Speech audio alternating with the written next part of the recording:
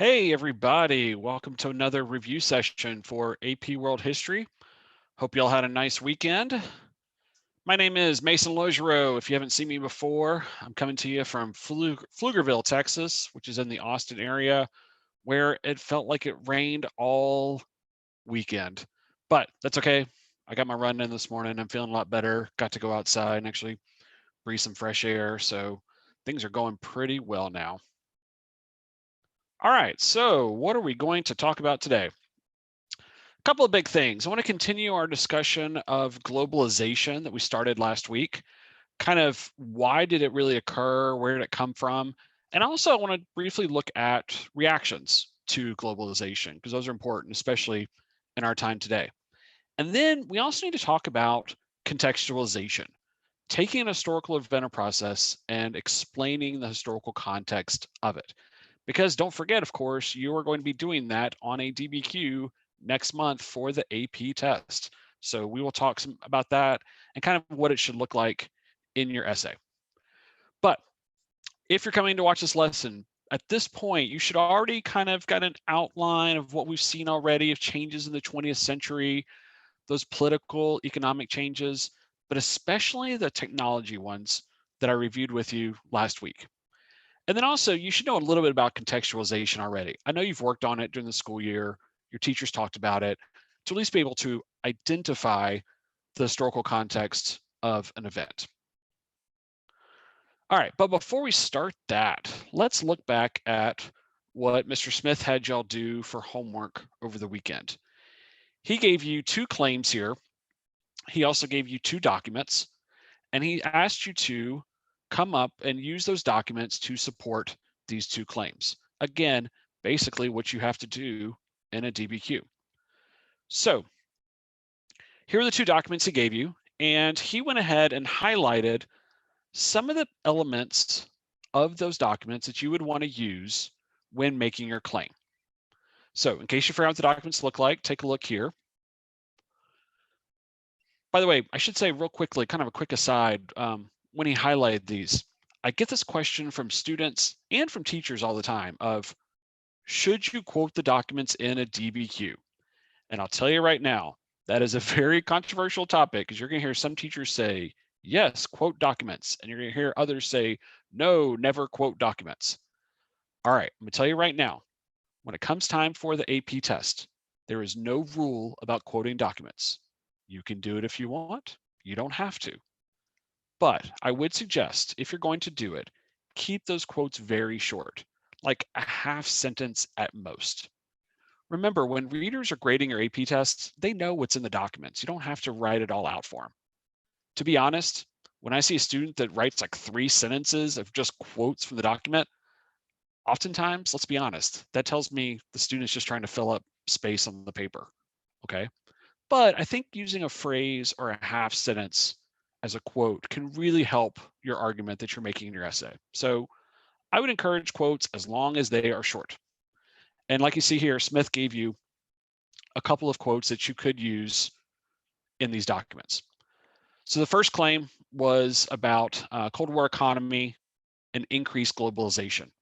And you can see here where he highlighted world headquarters of the Dow Company, mentions the United States, Japan, Brazil. Obviously, they have headquarters all over the world. In document 2, talking about competitiveness in the world economy and globally competitive.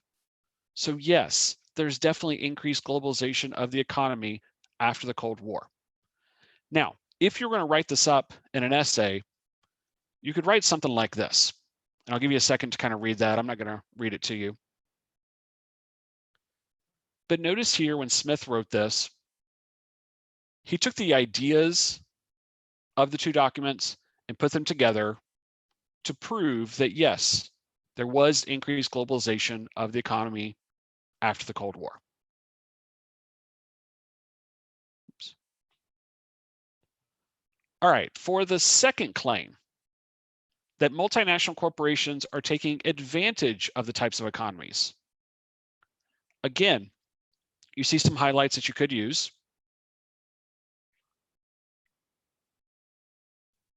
And here's what Smith wrote. And this again could be another way that you can make that claim. But as he and I have said many, many times before, if you've got something different on your paper, that is probably totally fine. Talk to your teachers, show them what you have. They can give you individualized feedback. And again, they want to hear from you. Okay. They haven't seen your bright, shining faces for probably a couple weeks now. So please get in contact with your teachers. Talk to them about what you're seeing in these videos. Talk to them about your answers to some of this work.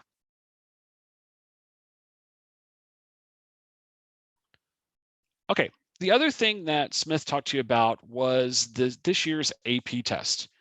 If you haven't heard, on Friday, the College Board announced that this year's AP test is going to be one single DBQ. But because the test is only 45 minutes, they are changing the rubric around slightly. Now, the good news is all the elements that you're used to are there.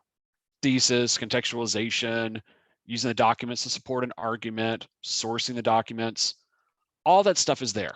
It's just that they changed around the point values a little bit. They added where you can have, instead of just one piece of outside evidence, 2 points of outside evidence, things like that. I'm not going to go into the details about the rubric today because Smith did a fantastic job with that on Friday. So if you're interested in the new rubric, go back and watch Friday's session. He spent a good chunk of time at the beginning of the session going over all of it. Or if you haven't had a chance to watch that, also talk to your teachers. At this point, they know the new rubric as well, and I'm sure they'd be happy to share it with you. So I'm not going to go all into the rubric, but there are a few things that I do want to point out that are extremely important. First off, you see the date is going to now be May 21st, and you can see the time there as well. So make sure you know what time zone you're in for the time of the test, because everybody around the world is going to take it at the same time. There is going to be a makeup date the first week of June, so talk to your teacher if for some reason May 21st is not going to work out for you. Like I already said, it's going to be a DBQ. It'll only be 45 minutes long, so they're going to shorten down the requirements a bit. Instead of the typical 7 documents, you're only going to get 5. So it'll make things a little bit easier for you to do in that time period. Also, you can use pretty much any device that connects to the internet can be used for this test. Now I'm going to suggest if you have a laptop or a desktop computer, definitely use that, because especially for this test, you're going to be scrolling through a bunch of documents. That's hard to do on a phone, but you can do it on tablet or phone if you want. You also have the option of either typing it up on your computer and submitting it that way, or if you'd prefer, handwriting it on a piece of paper, and then when you're done, you can take a picture of it and upload the picture. Either way works. It is up to you how you want to write the essay. Okay. But if technology is going to be an issue for you, if you don't have a laptop, or maybe you have one laptop for the house that you're having to share with everybody, you need to do a couple of things. One, you see this link right here that I put at the bottom? Make sure you fill that out. The College Board wants to know if access to technology is going to be an issue. Also, talk to your school or your school district, because I know that a lot of districts around the country are helping students with access to technology. For example, the district that I work in, Pflugerville, we're starting to hand out laptops to students in all the schools. My kids go to schools in the Austin School District, and actually just last week, somebody came by and dropped off a laptop for my son. So talk to your school if that's going to be an issue, but talk to them soon. You don't want to wait till the last second on something like this. Also, since you're taking this test at home, the College Board does realize that cheating could possibly be an issue. And I promise you they are on top of it. They have got several structures in place. They know what they're looking for, so don't even think about it. If you try and cheat by talking to a friend or something like that, you're going to get caught, and the consequences are pretty severe. And again, Smith went through all of that on Friday, so you can watch that video to learn more.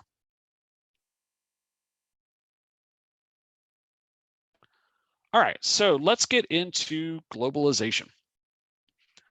All right, so we've talked about this term globalization a couple of times last week, but I don't know that we ever really kind of fully defined what it is.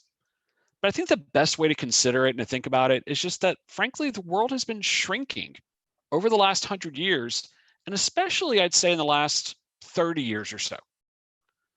So, for example, we talked about communication technology, cell phones, the internet, the fact that right now in your pocket, you have this device that is small enough to fit in your pocket, but that's powerful enough to contact pretty much anybody in the world you want or to look up information on any possible topic that you want.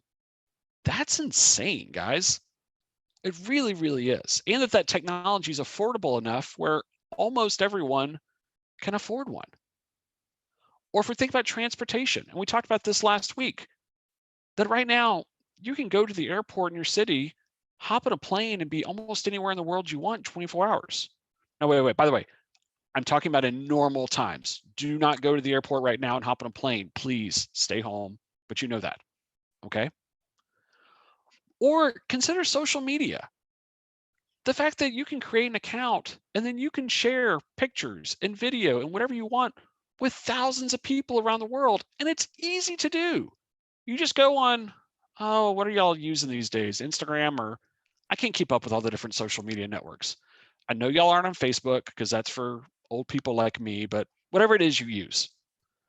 The point is, it's easy to use and you can communicate with people around the world. So, yes, the world is shrinking. There was a book written in 2005. I put a picture of it right here called The World is Flat. To be honest, I'm probably not going to recommend that you read it. I don't know that you would like it or get a lot out of it because really most of the book is just him being amazed by all the new technology, kind of like I've been doing just now. For example, he spends like several pages talking about how his family traveled from New York to Japan. And while they're in Japan, his son downloaded some music from a band that was from Egypt. And he's just like, oh my God, I can't believe this is happening. Which again, yeah, it is pretty insane that this has been, that we can do this. But also, you're used to it. This is the life that y'all lead now. This is what you've been born into. And the fact that it's just like ho hum is also pretty insane. Okay, but that technology is there. And yes, people can communicate, people can travel. But what else is happening with that? And I think we're starting to see a monoculture developing around the world. There is such a thing as global culture now. Now, think about it. You've talked about trade routes and long distance trade all year long in your class. I know that your teacher hammered that home all year long. And you talked about the fact that on trade routes, cultures and religions often spread. So the spread of culture around the world is definitely not a new thing. But what is new is just the speed at which it travels and just the integration of the entire world. Think about events like the Olympics, which sadly we're not going to have this year, but hopefully we'll have next year, where the entire world is watching for those 2 weeks. Or think about soccer. Okay, I've become this really big soccer fan over the last couple of years. My son started playing in leagues here in Austin, and he got me into it. We both became Liverpool fans. In fact, I even have my Liverpool mug here today.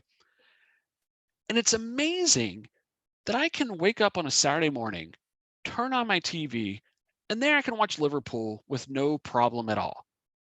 And they're playing games halfway across the world in England. But I'm not the only one. Ratings for soccer games in the United States are going up and up and up.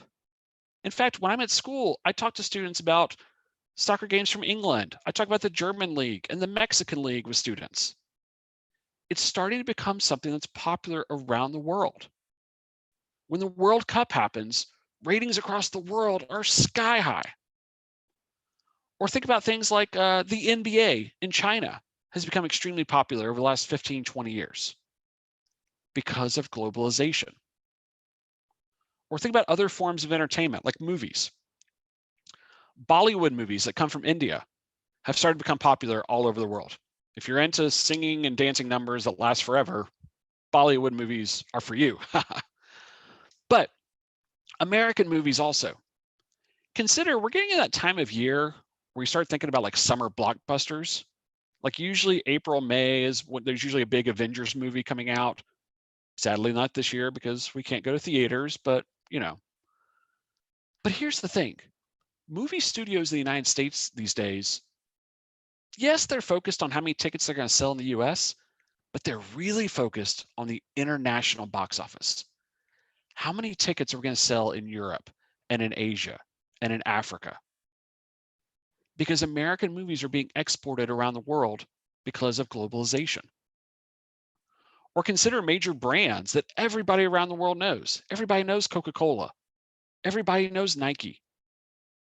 Again, with the speed of transportation and communication, and with the globalization of the economy, like Smith talked about on Friday, those brands are becoming ubiquitous around the world.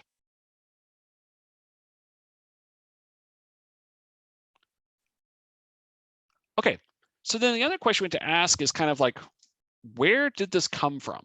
Okay, yes, the technology's there, but that doesn't necessarily mean that it's going to be used to, spread culture and economy and all that stuff.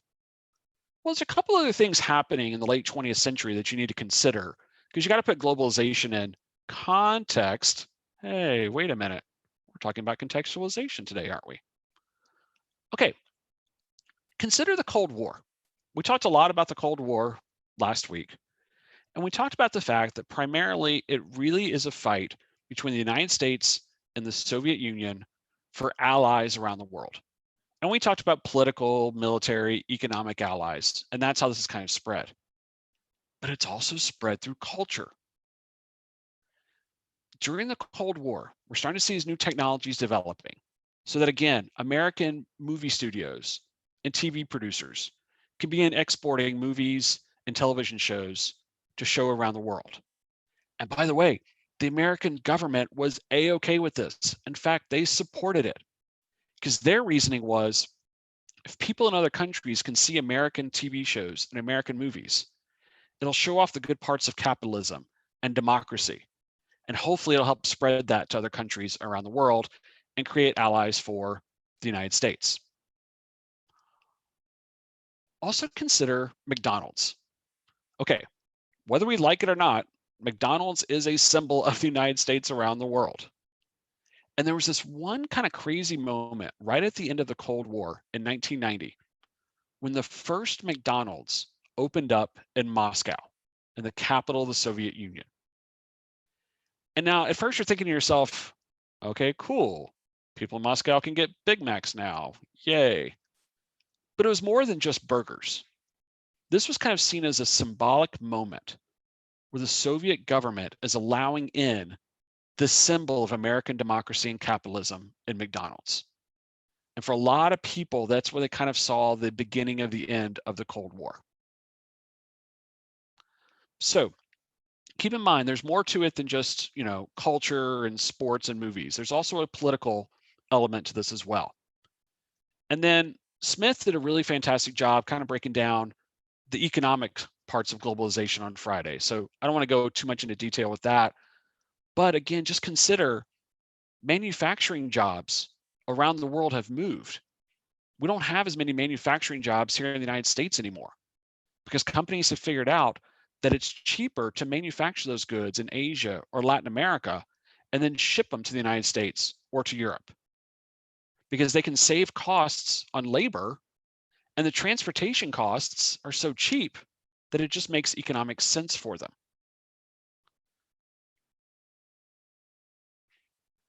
Now, like I said, I think there's a lot of positives to globalization. Again, I like soccer in movies. I like foreign movies. I like English soccer. So, yes, there are some fun parts to it. And yes, generally speaking, it has helped the global economy. But there are some drawbacks to it, and there have been some negative reactions and resistance to it. I mean, hey, let's be honest.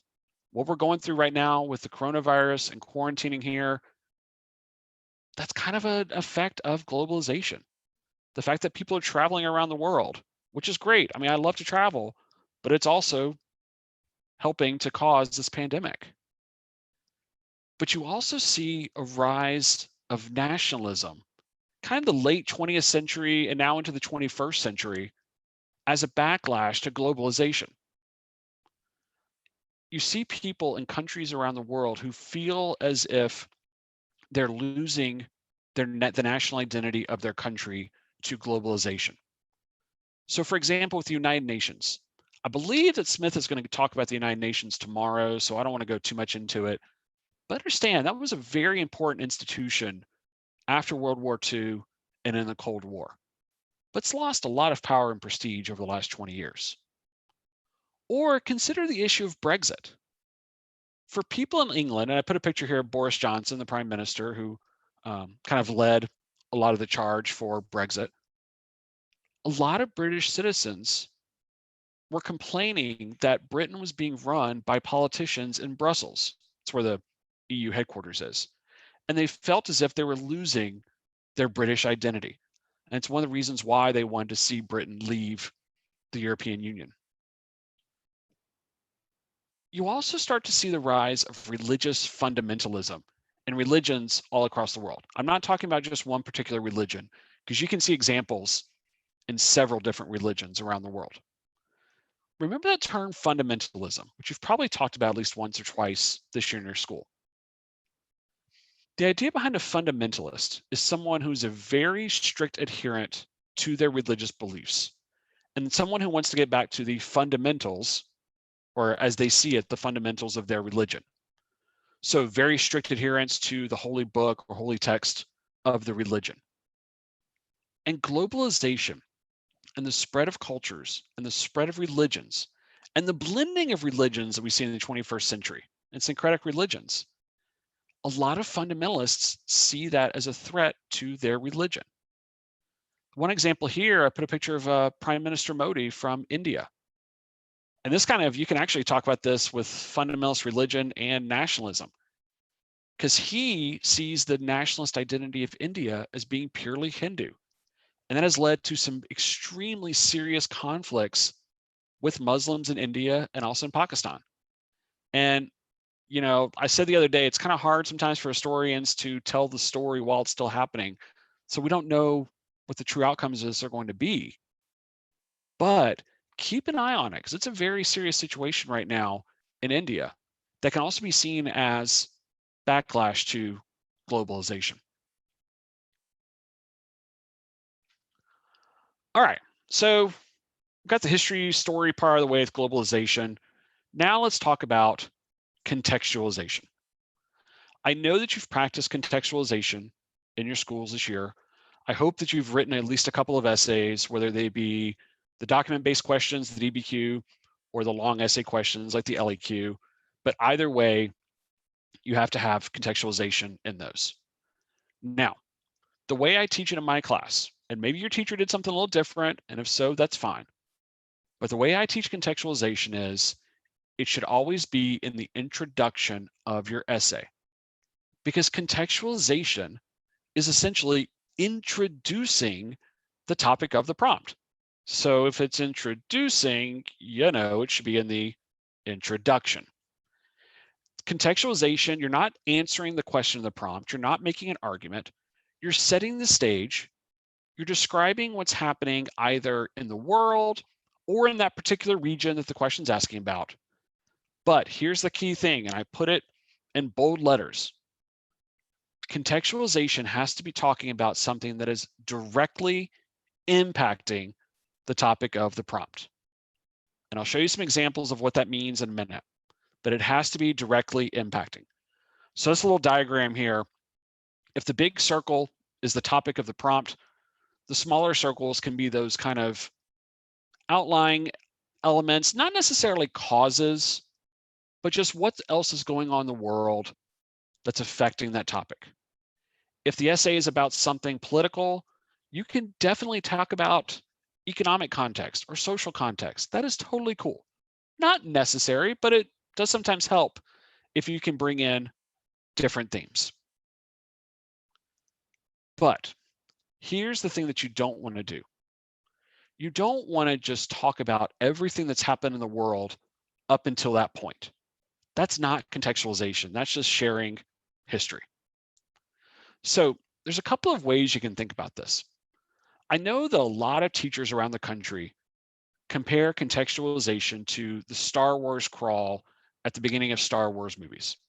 Okay, so hopefully you've all seen at least one Star Wars movie where at the beginning you got the text that's going up the screen and then eventually it kind of fades into space. Or I know that you've seen a movie that gives you a bunch of text at the beginning to set up the story of the movie. And that's a pretty good analogy for contextualization. But I think there's a better one to consider. When I talk to my students, I tell them, let's think about the previously on television shows. You know how it is. You sit down and watch a show and they say previously on this show, and they give you several scenes. Sometimes those scenes are from episodes that were like the week before. Sometimes it might be from the season before. But every single scene that they show you in previously on relates directly to something that's going to happen in that night's episode. Okay, I'll give you an example, and this is kind of actually making me mad. Since we're stuck at home right now in quarantine, my oldest son is watching Lost for the first time. If you've never watched Lost, fantastic show. You should definitely check it out. Okay, we sit down and watch a show. They say previously on, and they'll show these scenes from like 2 or 3 seasons before, and they show this character that you haven't seen in 2 years. And I'm sitting there going, wait, why are they showing that guy? I thought he was gone. We haven't seen him in 2 years. Well, they're showing him in there because he's going to be on tonight's episode.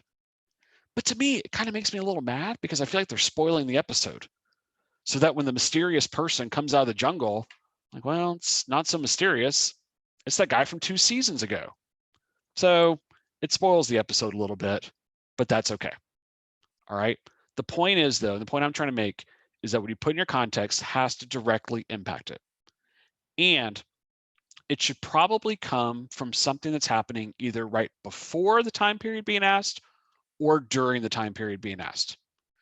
You can do contextualization from after the time period, but I'm going to be honest, that's pretty tough to do.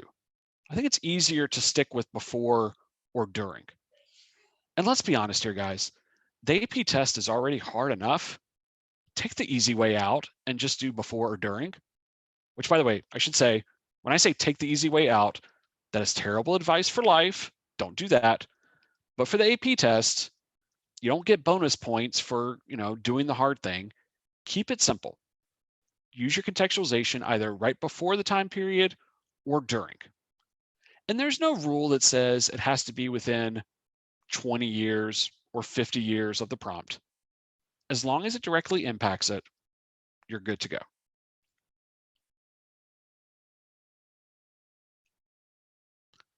All right. So let me give you an example, and then I'm going to set you free here in a second to do one on your own. Here's a prompt that I could give you that you could see it on an essay. Evaluate the extent to which globalization transformed the world's economy from 1950 to 2001. If I got that essay and I was thinking, okay, how am I going to write this? There's a couple of things that I could see you putting in contextualization. By the way, really, as long as you talk about one thing in your contextualization, you're usually good. So don't think that you have to do all of this. But if I was going to talk about contextualization, I would then go through the transportation and communication technologies that we've been talking about. Cars, airplanes, telephones, internet, all of that. Okay? Because those are things that eventually are going to lead to globalization. You can't have globalization without cars and planes and telephones and the internet. Or you could even kind of consider the first half of the 20th century, which, by the way, was pretty rough. World War I, followed by a Great Depression across the world, followed by World War II. And after that, a lot of countries, especially in Europe, started to work together a lot more cooperation between countries instead of rivalries. And that helped lead to globalization. So that could be a possible topic as well for your context. Now, if I was going to write this essay, there's a couple of topics that I probably wouldn't talk about in my contextualization. I probably wouldn't bring up the Cold War. I mean, consider, okay, 1950 to 2001. That's pretty much the years of the Cold War. So yes, the Cold War is happening during this time. But it's going to be really hard to connect the Cold War to globalization of the world's economy. You can do it, but it's a bit of a stretch, and I think these might be a little bit better. Or the Green Revolution. that we talked about last week. Remember, new developments in agriculture, um, new fertilizers, a lot more food, helps grow the world's population. And that's in this time period also. It was in the 1950s and 60s. But again, going from the Green Revolution and making that connection to a direct impact on globalization in the world's economy, it's a little tough. Okay. But the thing I definitely would not want to write about, we're not going to go back and talk about long distance trade since the beginning of the first early civilizations. And by the way, I have seen that in student work, either in my own class or when grading the actual AP tests. Okay, if the question's asking about something in the 20th century, don't start talking about the Han Dynasty and ancient Rome and the Silk Road and all of that. That's going back way too far. None of that stuff has a direct impact on globalization and the world economy. Okay, I don't need the entire history of trade up until 1950. Whatever you write about, make sure that it directly impacts the topic of the prompt. All right, so it's time for you to try this out. What I'm gonna do is I'm gonna give you a couple minutes, and I'd like you to brainstorm at least 2 or 3 different topics that you could mention in the contextualization of this essay. You don't need to like write out the full paragraph. You don't need to write out all your contextualization, but just try and brainstorm a couple of different things that you could talk about. And then we'll come back together and I'll give you some possible answers. So let's take about 2 or 3 minutes to do that, and then we'll come back together. Ready? Go.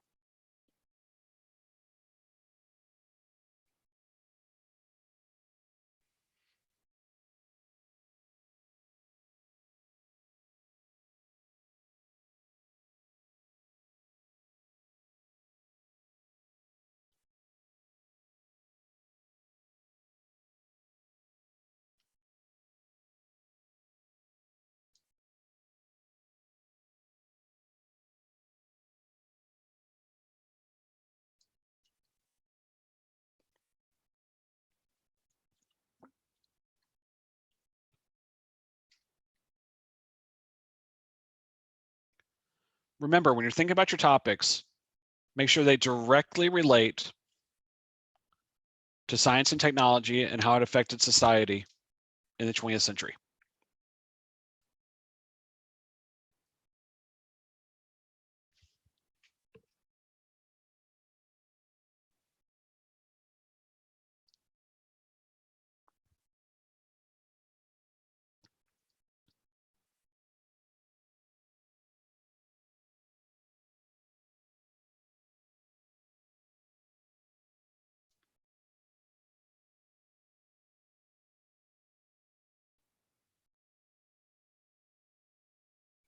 Take about 1 more minute.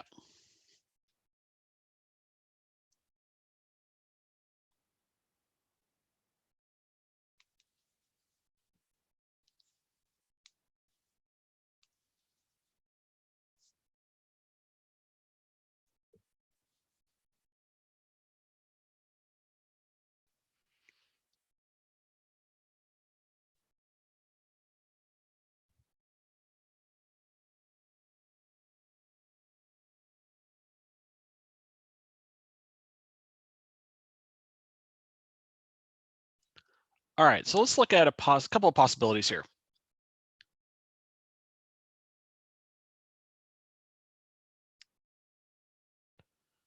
All right, there's a couple of things that you could mention. And again, if you got something else, totally fine.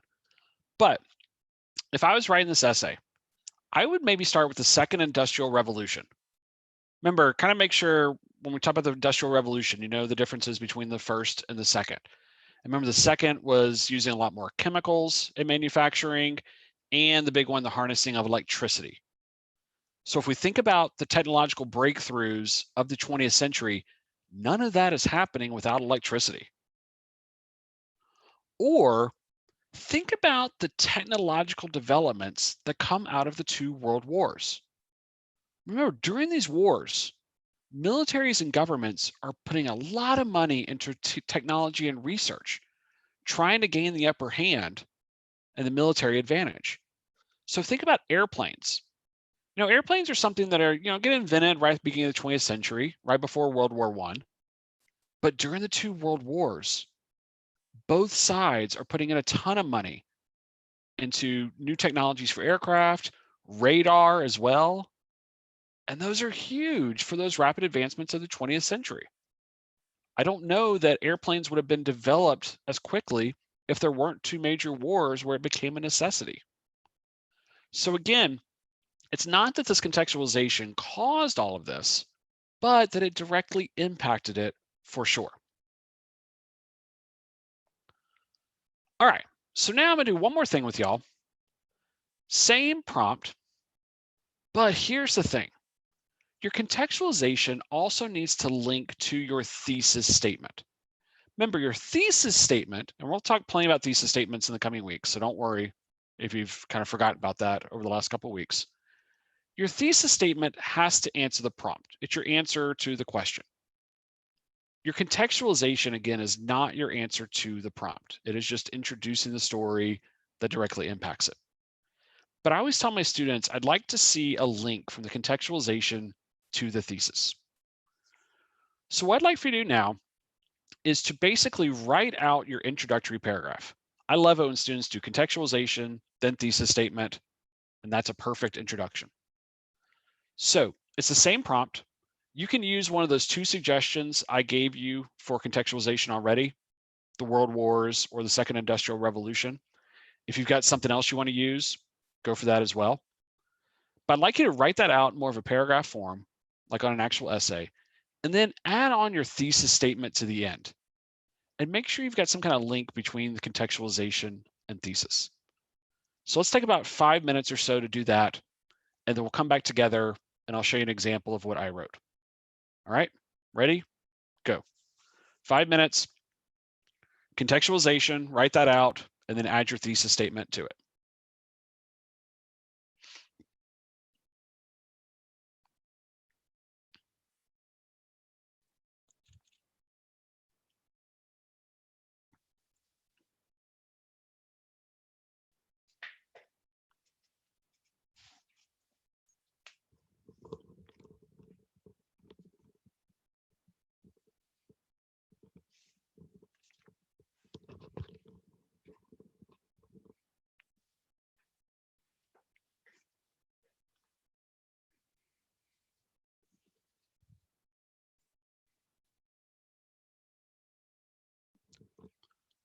Like I said, if you have this great idea for contextualization that I didn't mention, please run with that and write that in your intro.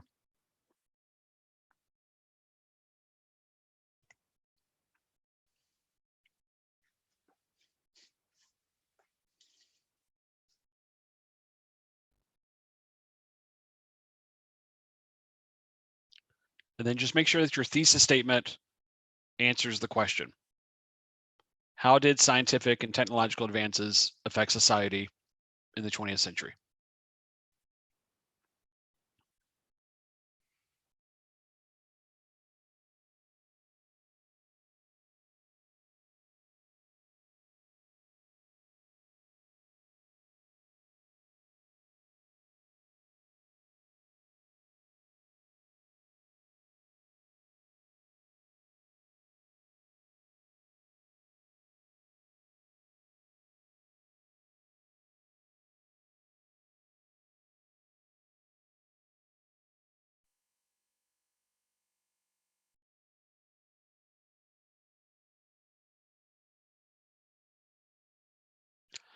Okay, I hate to do this to y'all. I know I said we'd take 5 minutes, but then I just looked at the clock and realized that we're kind of coming up against the bell.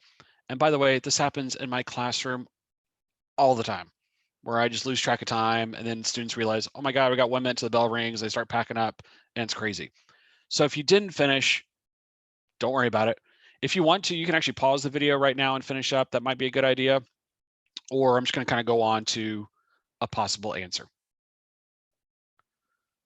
So you can read here the intro paragraph that I wrote. I'm not going to read it all to you, but you can see I mentioned the Second Industrial Revolution. I talked about the innovations that it brought along. And then I talked about a couple of consumer goods, refrigerators and cars, how they became affordable for people around the world. And then I talked about other innovations in the 20th century. This is where I'm really answering the question. And in my thesis, I have two claims that I'm making. I always tell students, try and have at least two claims in your thesis statement. And so I said that technologies in the 20th century transformed society because of methods of communication, and it helps spread news quicker. And both those things impacted society. Like I said, we'll talk more about thesis statements in the coming weeks. Don't worry about it. If you're still a little rusty on it, you'll be fine. But the big thing I want you to see is they got contextualization to introduce it. It directly impacts what I'm talking about in the thesis statement. All right. So today we looked at globalization. We talked about how it shrunk the world. We talked about how it kind of affected economic, social, and government structures. And we talked about the importance of contextualization to introduce the topic. Just make sure the biggest thing that I'm gonna keep harping on, guys, is that it directly impacts the topic of your thesis statement. All right. So here is your homework for tonight that Smith is going to go over with you tomorrow. When you're ready to do it, come back to the video and just pause it on this screen. And I'll give you a second so you can pause it if you need to. But work on this tonight before tomorrow's lesson. And we'll tell y'all right now, Smith is going to come back tomorrow. He's going to finish our discussion of the 20th century and globalization. And then starting Wednesday, I'll be back on Wednesday. We're going to start review of topics that will be on the AP test. We're going to go all the way back to Unit 1 and 1200, and we're just going to kind of make our way through over the next couple of weeks. So be ready on Wednesday to start talking about content that you could possibly see on this year's AP test. And if you're good, I am good. So y'all have a good night, and Smith will see you tomorrow, and I will see y'all Wednesday. Take care.